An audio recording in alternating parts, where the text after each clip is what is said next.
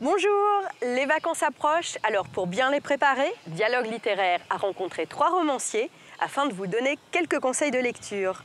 Ainsi, tout à l'heure, nous partirons à la rencontre de Michel Schneider et Sorge Chalandon. Mais tout de suite, on commence cette émission en compagnie de Gilles Martin-Chauffier. Ce dernier est rentré en 1970 comme journaliste au magazine Paris Match, où il a gravi les échelons puisqu'il est aujourd'hui l'un des rédacteurs en chef du magazine, ainsi que responsable du cahier culture. Parallèlement, il a suivi une carrière d'écrivain sous son nom ou sous le nom de plume de Gilles MC. Et il a ainsi publié, entre autres, les romans suivants: Pourpre, le roman de la Bretagne, Les Corrompus, qui a obtenu le prix Interallié, ainsi que Silence, on ment, qui a obtenu le prix Renaudot des lycéens. Aujourd'hui, de passage à Brest, il est venu nous parler de son dernier roman, Paris en temps de paix. Gilles Martin-Chauffier, bonjour. Bonjour. Paris en temps de paix, c'est le titre de votre nouveau roman publié aux éditions Grasset. Alors c'est en effet un roman qui se passe à Paris et plus particulièrement dans le 18e arrondissement. Est-ce que c'était une scène, un lieu qui était idéal pour parler de ce dont vous aviez envie de parler? Je voulais que ce soit dans Paris. Je voulais avoir un endroit où la communauté arabe et la communauté juive et la communauté normale, gauloise, soient des gens comme vous et moi. Mais en même temps, l'idée qu'un jeune beurre enlève un jeune juif, je pensais que c'était un bon moyen de mettre en évidence toutes les hypocrisies de la société française. La société française fonctionne sur le principe du double langage. Il y a ce qu'on dit en public et ce qu'on dit en privé. Ce qu'on a le droit de dire et ce qu'on n'a pas le droit de dire. Il y a une paranoïa de l'immigration effrayante qui fait que les gens les Français il n'y a absolument aucune menace de l'immigration en France. Je veux dire, la France, il y a 5 ou 6 millions de musulmans. Il n'y a pas de course de chameau à Auteuil, comme je dis souvent. On ne vend pas de thé à l'amande place Vendôme. Les musulmans, on n'a jamais vu un musulman descendre dans la rue en disant on veut des minarets. C'est pas vrai, ils veulent éventuellement des mosquées, mais ils ne veulent pas des minarets. Ils viennent, on les absorbe parce que notre art de vivre est très agréable. Et je pense que les musulmans, c'est exactement pareil. La contradiction, c'est de dire la loi, la déesse de la République, c'est la déesse laïcité. Donc la déesse laïcité, elle dit une religion pour personne. Mais en même temps, l'autre Dieu, c'est le Dieu communautariste. C'est-à-dire, on n'a pas le droit d'être méchant avec les communautés qui s'installent en France. La haute politique joue un rôle fondamental dans la façon dont l'immigration se passe bien ou mal en France. Par ses commentaires, par l'exploitation de l'immigration. Je veux dire, la droite l'exploite dans un sens, la gauche l'exploite dans un autre sens. Tous les deux instrumentalisent en permanence l'immigration. Donc c'était bien d'être dans le ministre de l'Intérieur, un endroit où c'est central, où ça se passe. Donc effectivement, c'est ça le thème du livre. Il y a un personnage, qui est d'ailleurs le personnage principal, le commissaire Hervé Kerguénéan, qui est finalement peut-être celui qui a le regard le plus neutre, qui est peut-être le plus humaniste des personnages, qui n'essaye pas d'instrumentaliser tous les événements qui ont lieu dans ce roman. Est-ce qu'il fallait qu'il soit breton? Je sais pas, parce qu'il est breton, que c'est un type bien. Il fallait qu'il y ait un breton, c'était essentiel, parce que comme ce livre est un livre dont le but est de dénoncer le communautarisme, c'était très intéressant de le faire tenir ce propos de dénonciation par quelqu'un qui est lui-même communautariste. Parce que lui n'arrête pas de le dénoncer chez les Juifs et chez les Arabes, mais il ne rêve que d'une chose, c'est de revenir en Bretagne. Il a son Gwenadu sur son bureau, etc. Et donc, il est incohérent d'une certaine... Et donc, le Breton, il a abandonné la Bretagne, on n'est plus indépendant, mais alors là, il adore son pays, il a besoin d'avoir son drapeau tout le temps. Et tout le monde trouve ça très sympa. Et le renouveau de la musique celtique, tout le monde trouve ça très sympa.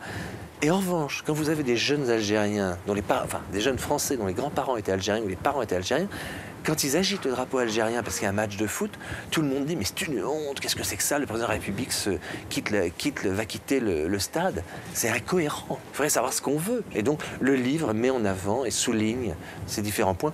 Et c'est ce commissaire de police Vanté qui est chargé plus ou moins de tenir le discours intelligent. Allez, on poursuit à présent avec l'écrivain Michel Schneider, également énarque et psychanalyste, fonction qui se retrouve dans ses écrits. C'est en effet quand il travaillait au ministère de la Culture entre 88 et 91, où il était en charge de la musique et de la danse, qu'il a écrit Glenn Gould, piano solo, et La tombée du jour, qui revient sur les dernières années de Robert Schumann et l'influence de sa folie et de son désespoir sur sa musique. Dans le livre Maman, où il écrit sur les relations entre Proust et sa mère, ce sont plutôt ses connaissances en psychanalyse qui ressortent. Sinon, il a aussi écrit sur le pouvoir et la politique avec Big Mother, dans lequel il dénonce une société matriarcale où le citoyen est infantilisé. Et on peut citer d'autres romans comme Morts imaginaires, pour lequel il a reçu le prix Médicis en 2003, et Marilyn, Dernière séance, pour lequel il a reçu le prix Interallié en 2006. Aujourd'hui, c'est son dernier roman, Comme une ombre, qu'il est venu nous présenter. Michel Schneider, bonjour, bienvenue à Brest. Vous venez aujourd'hui nous présenter votre nouveau roman, Comme une ombre, publié aux éditions Grasset. L'histoire d'une fraternité, l'histoire d'amour entre frères, l'histoire de trahison également. Est-ce que c'est un roman que vous portez en vous depuis longtemps ? C'est un livre que je porte depuis très longtemps, ou plutôt qui me porte ou qui me poursuit depuis très longtemps, et que je n'ai jamais réussi même pas à achever, mais à construire, à conduire. Il m'a poursuivi comme une ombre, littéralement. Effectivement, c'est un peu un point d'aboutissement de diverses préoccupations, de diverses souffrances aussi, qui viennent dans cette histoire, qui est une histoire d'amour entre deux frères. Et c'est un roman sur la trahison, qui est au cœur de l'amour. C'est un roman sur l'amour lui-même, l'amour fraternel. Et il y a un proverbe indien qui dit c'était mon meilleur ami, c'était mon frère, c'était mon pire ennemi, c'était mon frère. La conclusion que tire le narrateur, c'est que ceux qu'on aime, on les trahit forcément, et ceux qui nous trahissent, on les aime encore plus. C'est donc un roman d'inspiration largement autobiographique. Pourquoi choisir un narrateur autre qui a le même prénom que vous, mais un nom différent Est-ce qu'il y avait besoin de mettre une distance quand même dans cette histoire ? Oui, parce que je considère que le fond est très largement autobiographique, et je mentirais en disant que le narrateur, qui est écrivain, qui s'appelle Michel comme moi, n'a rien à voir avec moi.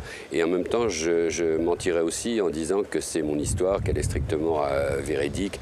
Moi, je n'aime pas beaucoup ni le mot ni la chose qu'on appelle autofiction. Je crois que le domaine du roman, ça n'est pas ce qui s'est passé. C'est de faire rêver le lecteur devant ce qui aurait pu se passer entre des personnages qui auraient pu exister. C'est un roman dans lequel vous interrogez même le principe d'écriture et de réalité, fiction, les deux entrelacés. C'est quelque chose que vous souhaitiez faire également ? Oui, parce que comme c'est un romancier qui est à l'intérieur du roman écrit lui-même, ou n'arrive pas à écrire un roman sur son frère au terme d'une enquête qu'il mène sur le passé, effectivement, il bute sans arrêt c'est un roman sur la difficulté d'écrire un roman. Moi, j'aime beaucoup cette image que je reprends d'ailleurs dans le livre. Le passé, c'est comme un chien méchant qui vous poursuit, comme un fantôme qui vous harcèle. Et il y a un moment donné où le seul moyen d'échapper à ces fantômes, ou d'échapper à un chien qui veut vous déchirer dans le dos, c'est de se retourner, de le regarder dans les yeux, de faire face, et de le faire cesser de vous poursuivre. Marilyn, c'était la même chose. C'était un roman sur la seule vérité, c'est la fiction. C'est la fiction qu'on invente à partir d'éléments réels. Il n'y a rien de purement inventé non plus. Ils n'existeront vraiment que lorsque le lecteur s'emparera d'eux et les fera vivre à ses yeux. Allez, on termine maintenant cette émission avec un autre journaliste écrivain, Sorge Chalandon. Après avoir travaillé à Libération de 1974 à 2007, où son métier l'a conduit dans de nombreuses parties du monde et pas toujours les plus calmes, par exemple l'Irlande du Nord, l'Irak, le Liban, l'Afghanistan, il écrit aujourd'hui pour Le Canard enchaîné. Et parallèlement à son métier de journaliste, il a écrit plusieurs romans. Il a commencé en 2005 avec Le Petit Bonzi, suivi en 2006 par Une promesse, puis en 2008 Mon traître, suivi en 2009 par La légende de nos pères, et enfin, cette année, retour à Killybegs, qui vient d'obtenir le prix de l'Académie française. Sorge Chalandon, bonjour. Bonjour. Bienvenue à Brest, où vous venez ce soir à la librairie nous présenter votre roman « Retour à Killybegs », publié aux éditions Grasset. Alors c'est un roman qui fait directement écho à un précédent texte que vous aviez publié en 2008, Mon traître, dans lequel le narrateur était le trahi. Pour celui-ci, vous donnez la parole au traître directement. Est-ce que lorsque vous avez publié Mon traître, vous saviez qu'un jour vous écrirez ce roman, Retour à Killybegs ? D'abord, je vous remercie pour deux choses. Vous avez prononcé Killybegs correctement, parce que généralement les gens disent n'importe quoi. Killybegs. Ouais. Deuxièmement, le mot écho, j'aime beaucoup, parce que ce n'est pas une suite de Mon traître, c'est un écho. Donc quand j'ai écrit Mon traître, qui était le point de vue du trahi, je ne savais absolument pas du tout que j'allais écrire une suite ou un écho, pas du tout. Et mais ce qui me manquait lorsque j'ai écrit mon traître, il me manquait 2 choses. Pourquoi il avait trahi cet ami et qui l'avait tué. Et ces 2 choses-là, j'ai eu la réponse en fait après. Et c'est ayant ces réponses, ou en tout cas des bribes de réponses, que j'ai décidé d'écrire Retour à Quilibex, qui est l'autre point de vue d'une même histoire. Et j'ai essayé de comprendre comment est-ce qu'on trahit, comment est-ce qu'on devient un traître, qu'est-ce qui se passe. Et que chacun qui lit ce livre se dit, et moi, j'aurais fait quoi, moi? Est-ce que j'aurais trahi? Est-ce que j'aurais fait comme lui? Mais je voulais surtout pas que les gens soient extérieurs au traître, mais que brusquement, moi j'ai pris ma part de la traîtrise de mon ami en écrivant ce livre-là, et je voulais que les gens prennent la part de la traîtrise en le lisant. Donc quand on lit ce livre, on est un traître, je pense, et on recherche le traître qui est en soi. Oui. Et en effet, vous renouez là avec le roman de l'intimiste. Enfin, c'est vraiment, on est avec lui. Quelles ont été vos émotions lorsque vous avez écrit ce livre? Est-ce que vous étiez plutôt en colère, plutôt triste? Non, c'est-à-dire que j'ai eu une émotion énorme en écrivant Mon traître en 2008, parce que je venais d'apprendre la trahison. Quand j'ai commencé Mon traître, mon ami était en vie. Lorsque je l'ai fini, il était mort. Donc en fait, il a été assassiné pendant l'écriture. Donc là, c'était un livre qui a été écrit dans la stupéfaction. Et pendant ces 2 ans-là, je suis passé par tous les stades de l'homme qui trahit. C'est-à-dire d'abord l'homme qui fait l'erreur qui va le conduire à sa perte, puis l'homme qui se rend compte que les Britanniques le tiennent, puis l'homme qui ensuite donne le change. Et j'ai vécu des moments d'épouvante absolue, de mensonge absolu, de silence absolu, de solitude totale.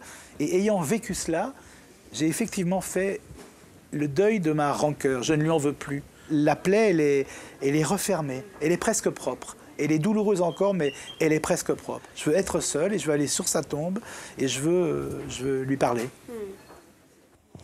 Serge Chalandon, vous êtes un grand journaliste, un grand reporter. 1m71. Oui. C'est pas mal. Vous avez écrit beaucoup sur l'Irlande du Nord. Est-ce que écrire un roman, parce que vous donnez vraiment un témoignage de cette guerre, de cette période, cette misère dans laquelle ce pays a vécu pendant de nombreuses années, donc là raconté avec subjectivité et émotion, est-ce que c'est le journaliste en vous qui a envie également de témoigner de cette manière-là? Non, c'est l'homme, c'est-à-dire que j'ai l'impression que pendant 30 ans, j'ai réfréné mes envies, c'est-à-dire que mes envies, c'était de dire les républicains irlandais, ils ont raison. Toute cette violence que j'ai rendu compte de cette violence dans Libération, jour après jour, les détentions, les grèves de la faim, les tortures, etc. Mais là je propose aux lecteurs d'être à l'intérieur. Je suis plus journaliste à l'extérieur de la prison, je suis prisonnier à l'intérieur. Et surtout, moi, ce que je trouve extrêmement agréable, c'est qu'il y a 30 ans, mes amis, mes vrais amis, étaient en prison. Aujourd'hui, ils sont ministres. Donc ceux qui, il y a 30 ans, me reprochaient ces amitiés, aujourd'hui, ils se taisent. Et ça me fait assez plaisir. Bon bah voilà, l'émission est terminée. Moi, je vous souhaite de très bonnes fêtes de fin d'année. Profitez-en bien. Et puis, à l'année prochaine. Kenavo!